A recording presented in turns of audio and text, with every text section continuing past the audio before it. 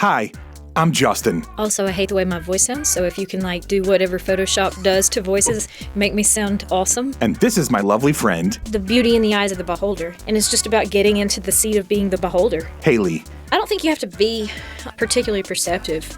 I just think you have to look up. This podcast is mostly just her telling me stories. If you expose yourself to the possibility that this might be really awkward, there can be something just really cool on the other side of it. She thinks that her life and way of looking at things are Oh, I was kind of waiting on you. I thought you were getting your stuff ready. You're waiting on me? pretty normal. You got to edit out all the misinformation about the Amish. Maybe you can relate. I would like a chance to re-sing the Amish Paradise. If you want lighthearted stories All right, you want to talk about goats? and stream of consciousness, I just woke up and needed some friends, and so I bought them. then you're gonna like the Sunny Side Up podcast. Sunny side up, sunny side up, sunny side up, sunny side up.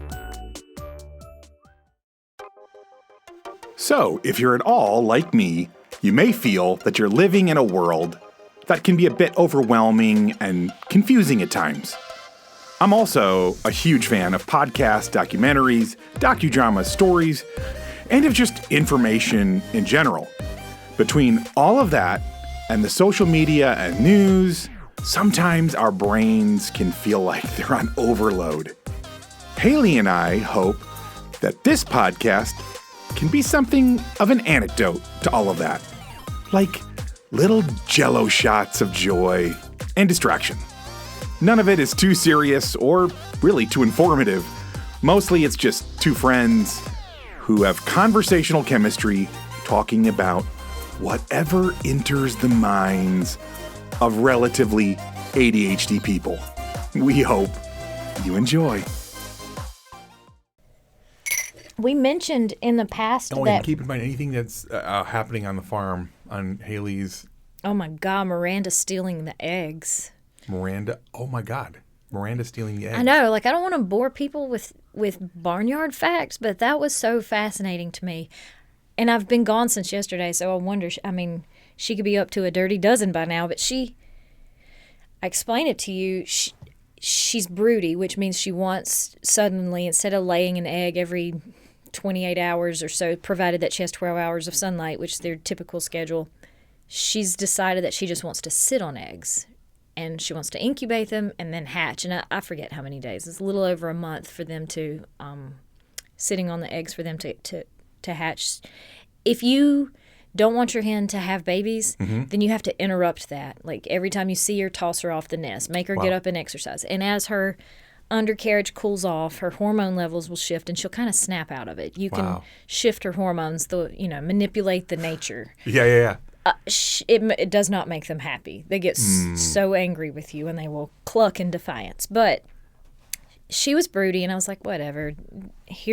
So I gave her a few eggs, particular colors. They weren't hers, but the color of the eggs lets me know what breed the chicken is going to be. And these are the ones I'm okay, If these turn into an actual chicken, then great. These are the eggs that I would like to have. Okay. Yes. And I also knew how many and whose they were. So I put these 3 specific eggs underneath her. And then the next day I noticed there's 4. And I was like, okay.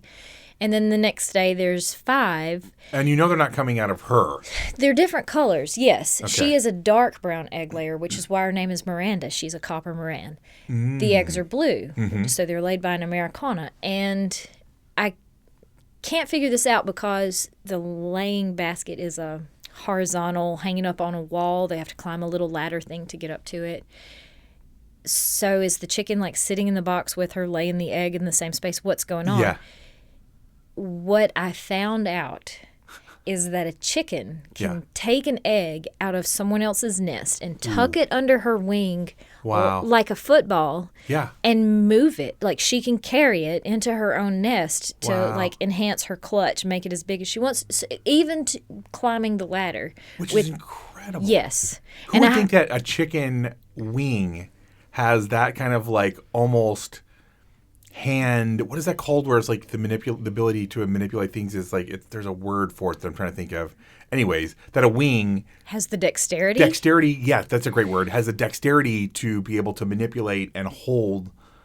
What the heck? I know, and I really want to see it in action. In action, yeah. Yes, what are you waddling? How are you getting up this? Are you because you can't fly? What do you think the other chicken, the other hen, is thinking as What is this one that's Broody? What is her name again? Miranda. So Miranda comes along and is like, "Oh look, it's an eagle," or whatever it is. Right? Snatches it out from under her. And then runs up the ladder. She's not Broody. So typically, the hen lays the egg, and as soon as she lays it, she starts clucking her song of accomplishment. The victory tune, and everybody sings, and she hops off and goes about her merry way.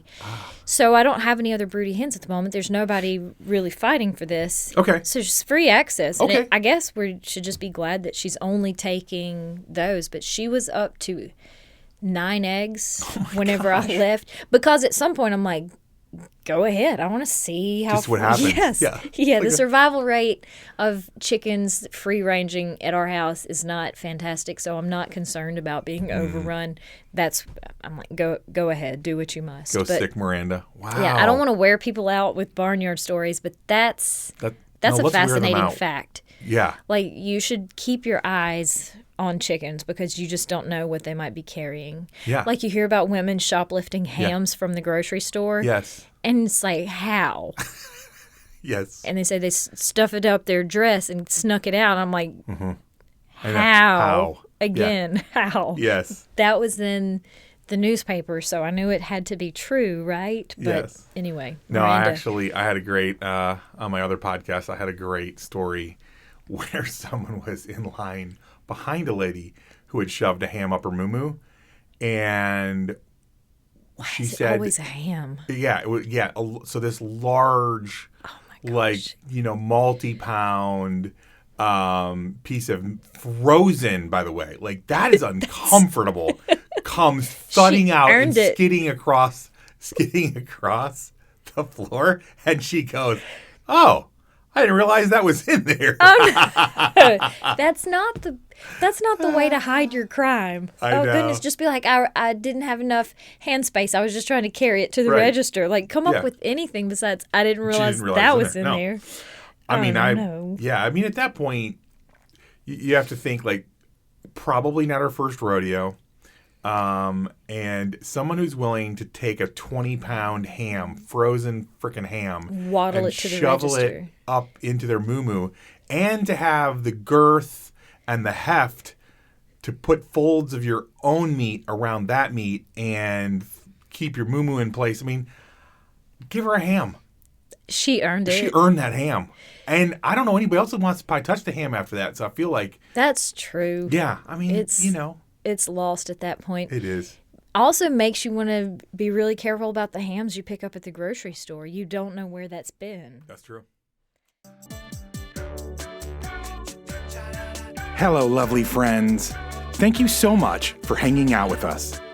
And it would mean the world if you would tell other people about this podcast and maybe even spam your social media accounts with just how much you're enjoying it. If you are, of course. Also, commenting and rating us on whatever platform you're downloading or streaming from is incredibly helpful to a little startup podcast like this one. On the other hand, if you are dissatisfied with your listening experience, please leave all of that hate on someone else's podcast. Just maybe to confuse them a little bit, right? But most of all, we hope you keep looking up and looking for the sunny side of life.